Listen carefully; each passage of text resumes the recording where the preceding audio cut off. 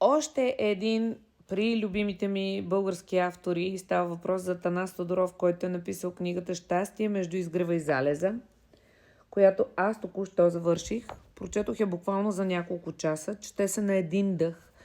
Изключително приятна е. Тя е от този тип книги, които помагат на хората да намерят смисъл, да продължат, ако имат неразрешим проблем, да сменят гледната точка, за да видят, че щастието е личен избор. Книга, която по нищо не отстъпва на американските и чуждоязичните автори на книги за самоусъвършенстване и за това как да се справим с живота си и да бъдем щастливи.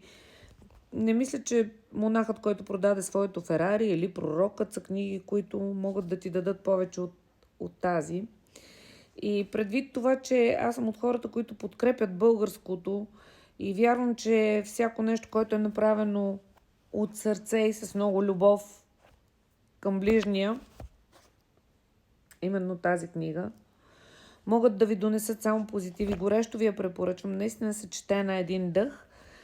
Това, което аз мога да направя, освен да благодаря на Наско, че е написал тази прекрасна книга, е да му съдействам повече хора да научат за нея, и всъщност аз не помагам на него, защото той си абсолютно самодостатъчен и щастлив в живота, който си е създал. А ако мога да направя по един малък подарък на всички вас, които обичате да четете, съветвайки ви да си закупите тази книга и да я прочетете. Другото, което мога да направя, е всеки ден да цитирам по нещичко от нея в социалните си мрежи, защото има много неща, които си заслужават, има много неща, които могат да ви променят, да ви накарат да се почувствате по-добре, да обогатят деня ви, да променят посоката на случващите се неща в живота ви така, че те да се случват във ваша полза. И за днес цитата ми е, разбира се, автора ми разреши да рециклирам съдържанието на книгата му. Запомнете, че сърцето ви е свободно. Нужна ви е само смелост да го следвате. Така че избора да бъдете щастливи изцяло вас, казва Атанас Тодоров. Не, че вие не го знаете.